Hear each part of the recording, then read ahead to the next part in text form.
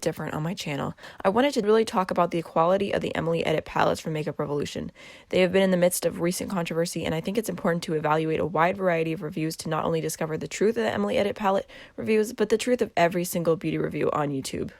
When it comes to the response to many reviews, I think the best way to sum it up is you're damned if you do, damned if you don't. For a positive review, it is common to be told you only liked it because you got it for free, the video must be sponsored, you blended it off camera or edited the footage to look better, and specifically for collabs you might have your bias because of friendship. For a negative review where you don't love the product as much, or sometimes even if you just mention one con, it's common to be told you're just negative. You're mad because the brand doesn't send you PR. Maybe it would work if you tried harder. You're stuck up because it's drugstore, and specifically if it's a collab, you're just jealous or you have a personal vendetta against the collabor. Now let's talk about Tati. Let me just start this off by saying I do not stan Tati. I enjoy her content, but nonetheless, I would never defend a YouTuber based off my enjoyment of their channel. I think if someone is doing something problematic, they should be held accountable. That being said, I don't think Tati was in the wrong. After watching over 35 YouTube reviews and reading hundreds of comments, I have seen such a mix of positive and negative feedback. Overwhelming amount of I love Emily, but ... So we ask ourselves, why is Tati the one in hot water? I truly believe it's because she has a large following and there's an unspoken rule to never talk bad about another influencer's collab. I think it's about respect for the other influencer and also a fear of their audience's reaction. Tati did something many aren't willing to do in order to stay true to her integrity. We are going to watch some clips from reviews that counteract each other. There's a lot of diversity here, different size following, different makeup styles, different skin tones. Let's just go ahead and jump on in.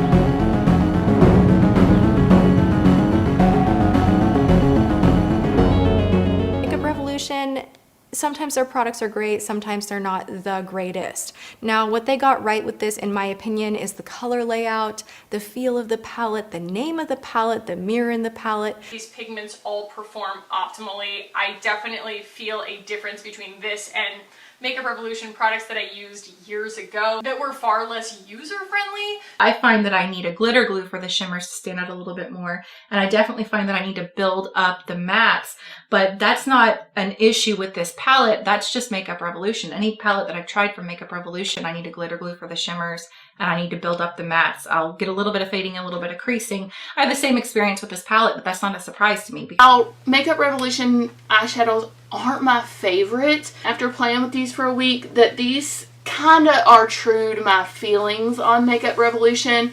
You have to work a little bit harder to blend them. I think that they are very reasonably priced and the quality is phenomenal, especially for the price. Sometimes Makeup Revolution eyeshadows are a little hit and miss. Sometimes they're a little dry, sometimes they're a little patchy, but most of the time they are very creamy, buttery, easy to blend, easy to work with. A lot of these shadows are much more softer and like creamier and velvetier than the original Needs palette that I did review yesterday. I'm not sure why that is, but the texture itself of these shadows just felt higher quality and just better in general than the Needs palette. When a palette is this inexpensive, it's this good, I would recommend this to my best friend. I would recommend this to my grandma because it's so good. The mirror is the size of a vanity. The shades blend out amazing. It's perfect for anyone who's on the go, curated, different colors that you do not see every single day. I'm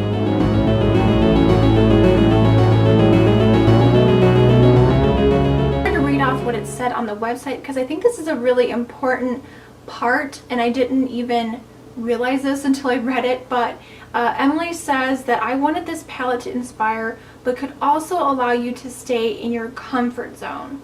I wanted the perfect balance of light, medium, and really rich dark shades.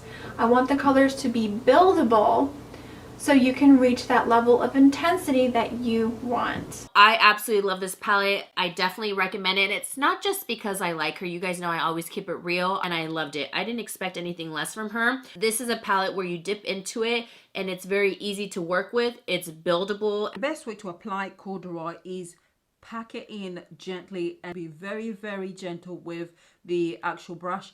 Otherwise you'll find yourself removing the product. These really hold their intensity once they're applied to the eye. Dark green shades tend to just turn into a dark muddy mess once they're applied to the lid. That is not the case with these. They are So bright and pigmented. They stay green on the eye. I really like that a lot of the shadows are buildable. They're not shades that just bam in your face right away. I think it's a very nice palette for both beginners and people that have been dabbling in makeup for a while, because while they're not super pigmented right off the bat, they definitely are buildable without getting muddy or patchy. And then I'm going to take Corduroy, which is the star. I love this eyeshadow. It's so deep. Oh, I really love it. I love this type of like teal green. And I'm gonna start doing that halo eye with this. I mean, I don't have to explain this part. You kind of see what I'm doing. So I'm just building that color up little by little, going back and forth with that brush. And price, because they are very creamy. Some of them contain a lot of kick up, but these are the kind of shadows that you have to build up. So if you are, I will say, if you are a beginner, you will love this palette, probably. Maybe not, but you might. They do blend really easily. They do need to be built up, however, and you do need to play with them and learn how to apply them. A lot of them you need to pack very slowly, and then when you blend, you need to be very gentle. Otherwise, you find that if you blend it a bit too hard and going a bit too heavy, you're basically moving the product around. All right, this brown shade is being quite difficult as far as going over the lid at all. It just really fluffs right off, and it doesn't really want to blend into the more cranberry shade. So I'm having a tough time with that. I'm really impressed with the quality.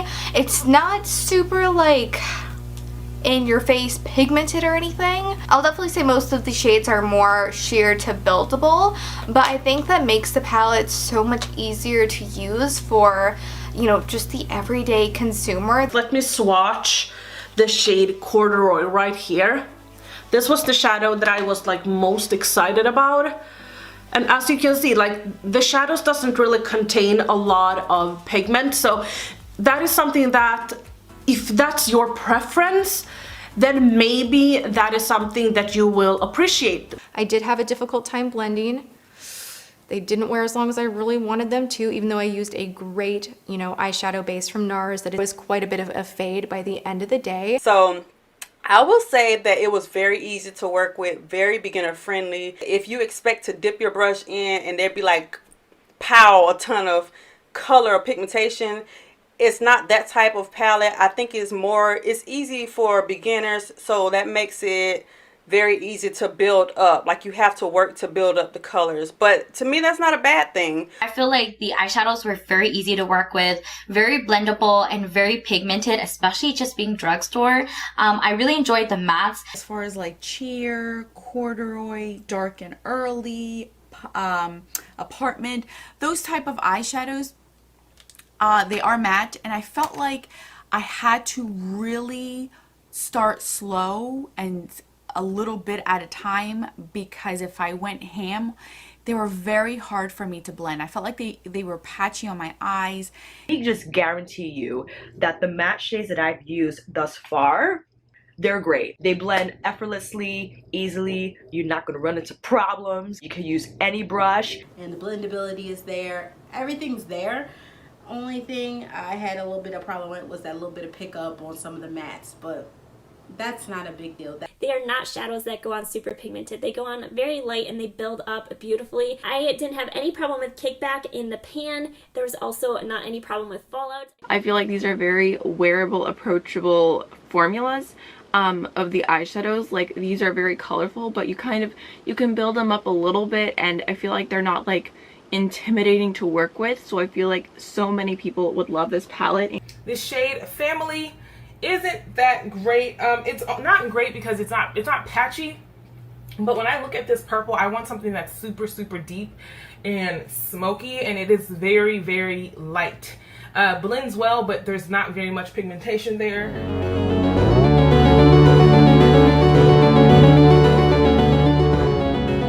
And a lot of these shimmery shades, they apply best on the eyes with a bit of a swipe and a drag of the brush, okay? So not just like a pat, but like press your brush onto your lid, give it a little bit of a drag, and you'll see that color payoff happen. Shadows just showed up so much more vibrant and pigmented with this eyeshadow primer. But I don't know if you can see the eyelid shade now. It looks pretty naked. So when I was fluffing it in the outer V and in the crease a little bit, let me move this microphone back. It completely knocked away the pigmentation. I feel like the shimmers aren't that blinding, metallic, shimmery, if that's what you want. None of these did I wet. I use these all with a flat synthetic brush to put on my eyes when I would wear them, just to really see what they were worth without wetting them, because any shadow can look really good wet. I will tell you off the bat, the shimmer shades, the metallic shades, the satin shades, they all performed so well on my eyes. None of them did I feel were lackluster or didn't show up, or they needed a little bit more help with a base. I did have to wet it, and you have to do quite a few layers to get it to look as pretty as it does in the pan.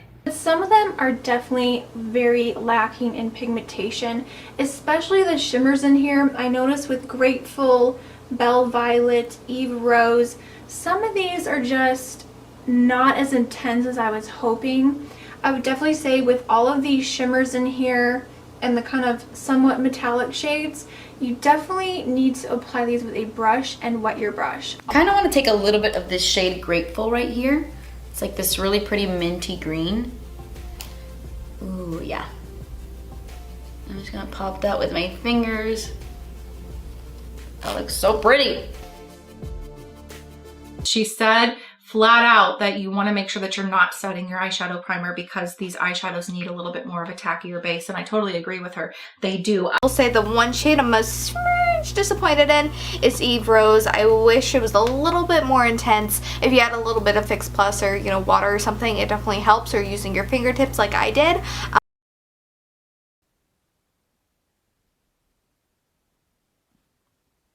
Shade Side Hustle, it's not good.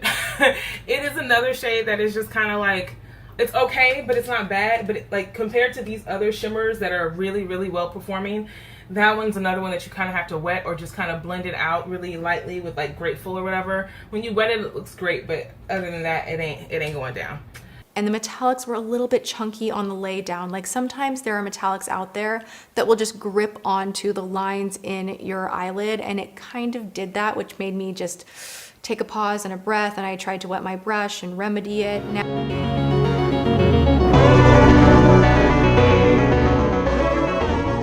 feel like this palette is going to work for pretty much all skin tones because the shadows, they're buildable. They don't just go like, psh.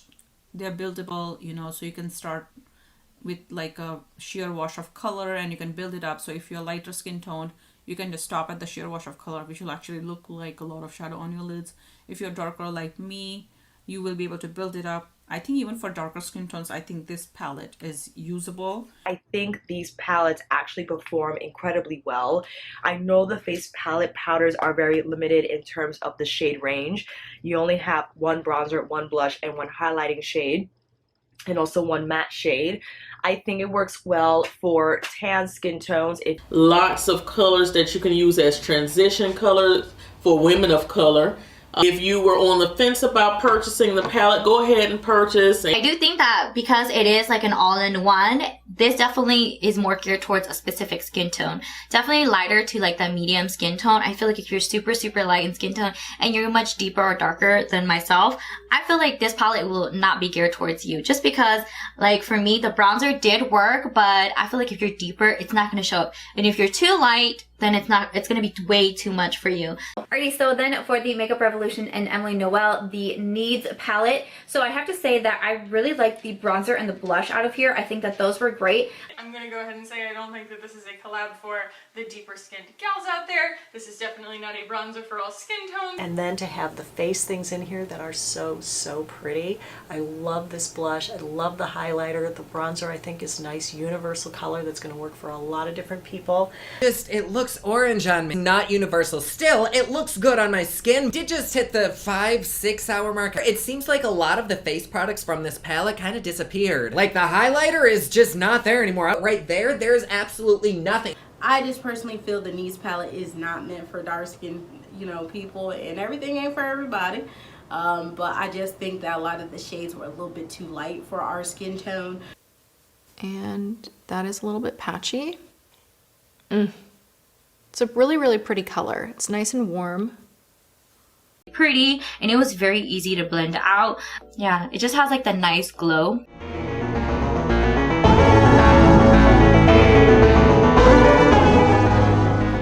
So first off, Deb said, I think it's hard to do a really honest review on these two palettes. I think the formula isn't consistent and it's a little hard to work with on both the shimmers and the mattes. Not terrible, but like you said, it does take extra work. However, no one wants to say this because we all love Emily so much.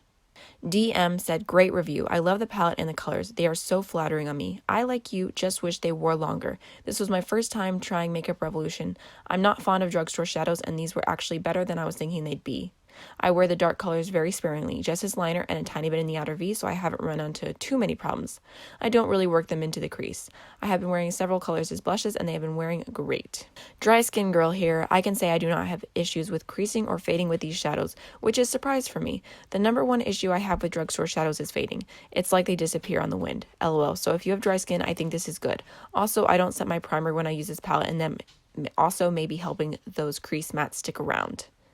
Next, Natalie said, I love Emily and I'm a long-time subscriber. I picked up the Once palettes because I wanted to support her and I legitimately love the colors she included for an everyday look. So far, I really like the formula, but I had problems with both Belle Violet and Eve Rose. I believe they were overpressed and almost fell and performed like they had hard pan. I couldn't pick them up on my finger or brush until I scraped off the top layer. It was a little disappointing because these were two of the colors I was looking most forward to, but they perform much better after scraping them. Next, Sandy said, hi, I followed the tutorial like you did and had the same problem. The first time I used it, I don't remember having such issues. I think she says to use your finger. I think that's what I did. I agree glitter glue doesn't work with these. I had a hard time with Flix Plus too.